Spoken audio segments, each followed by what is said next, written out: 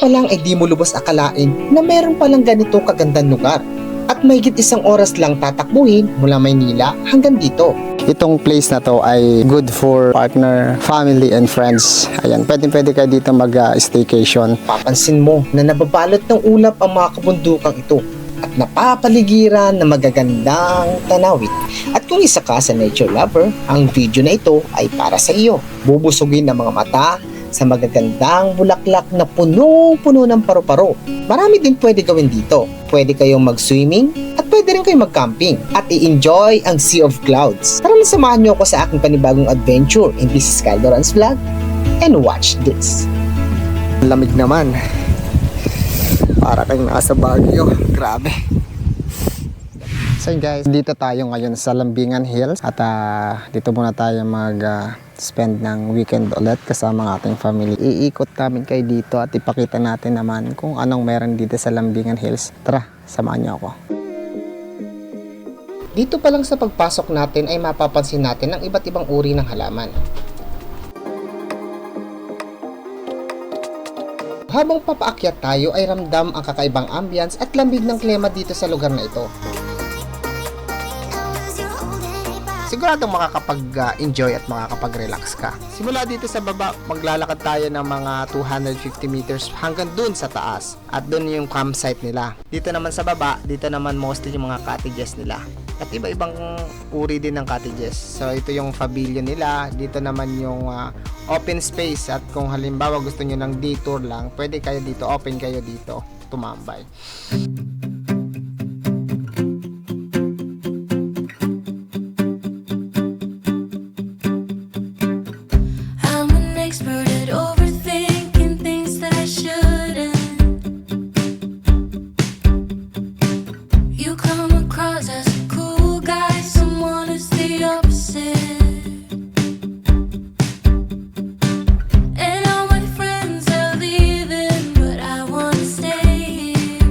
So dito guys, napakatahimik ng lugar kaya okay to kung gustong gusto nyo talaga makapagpahinga ang inyong mga isipan. Kung meron pala kayong mga kasamang bata ay siguradong mag-e-enjoy dito. Gawa ng meron din sila ditong pwedeng paglaruan at pwede sila maghabulan dito sa kanilang malawak na bakuran.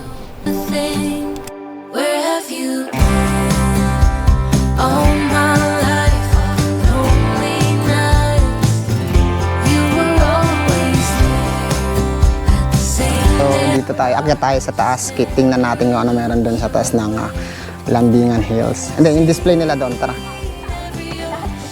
So dito, pag pumunta kayo, may overnight. Tapos, pwede kayo magdala ng ano nyo, pwede kayo magdala ng tent. Pwede kayo magdala ng mga gamit nyo para sa magdamag na pag-stay dito. Isa sa mga pinupuntahan dito, dito sa Rizal. Itong Lambingan Hills at marami din sila dito naka-ready na cottage para sa mga mag-staying at bagay na bagay nga rin din ito sa mga pag-partner. So dito meron ditong heart shape na pwede kayo magpa-picture dyan at dito naman merong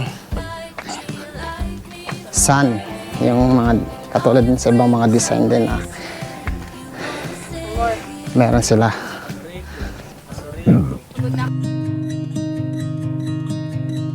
I wanted to escape for a while. Thought that a couple of drinks could ease my mind. I've been thinking of you for 2 weeks straight. I know that I need to get myself back in the game. Someone said your name had to turn around. Suddenly you're there standing in the crowd. Everything comes back in the blink of an eye. It's like you're mine, you're still mine. They skip the small talk, cause you know me better than Tent pitching. Ang ganda ng view din.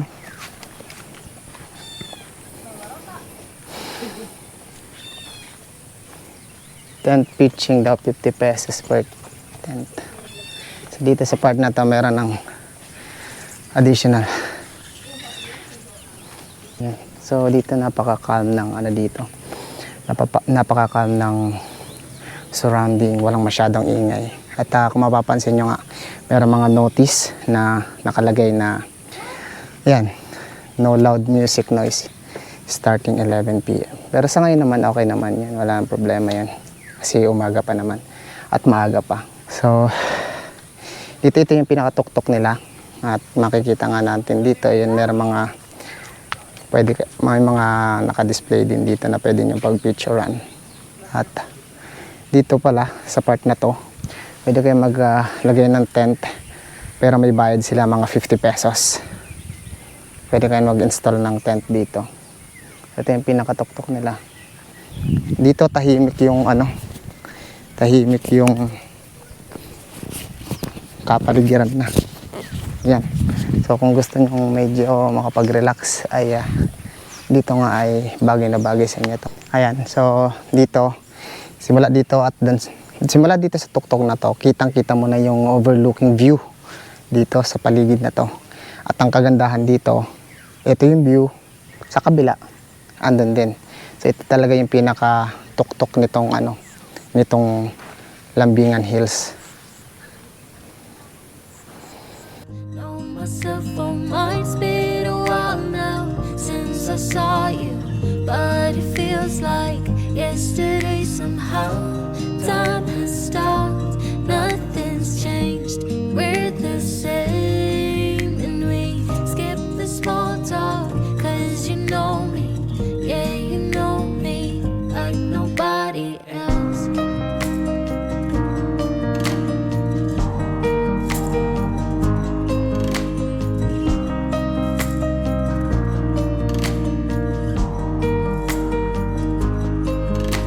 I wanted to escape for a while.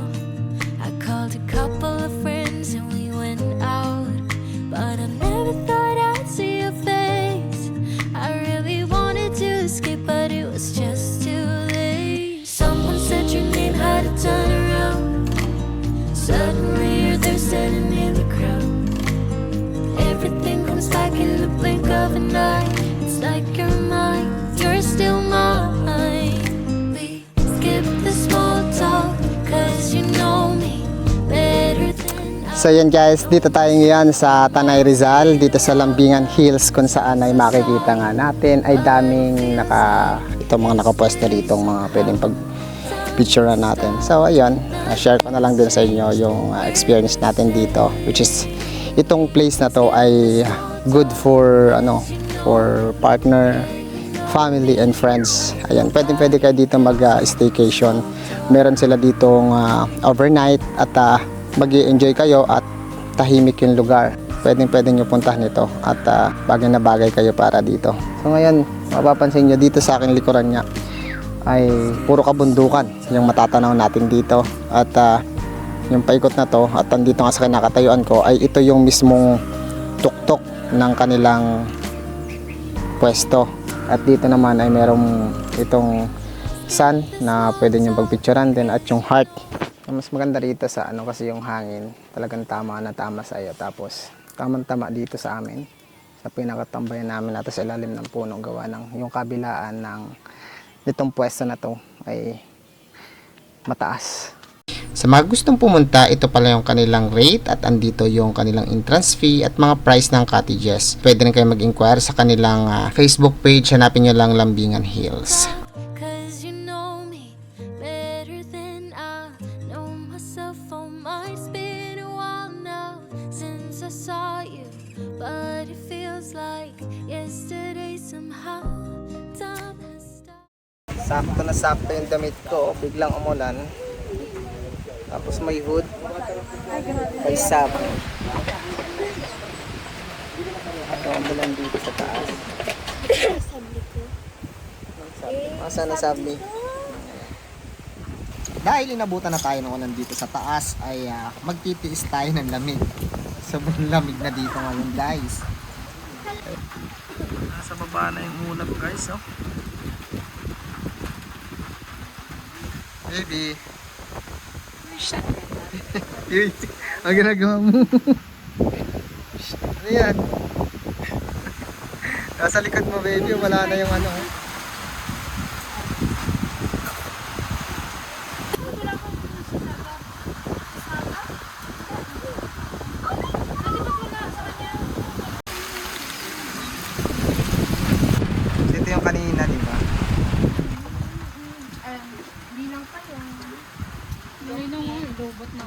Dito na sa baba yung fog.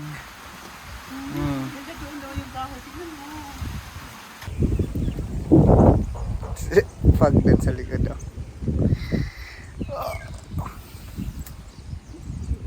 Ito yung kanina na sobrang init dito sa pwesto ko na ito.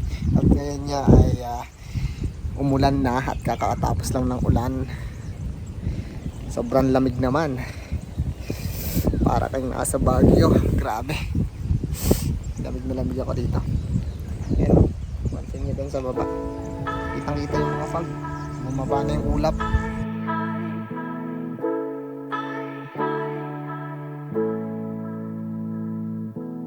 I see the light shining on the stage. This is what I imagine every day. 작은 한 뼘짜리 공간 속 꿈을 노래하는 거울 속에 난 그 무대 위에 더 자유로운데 They say that I could fall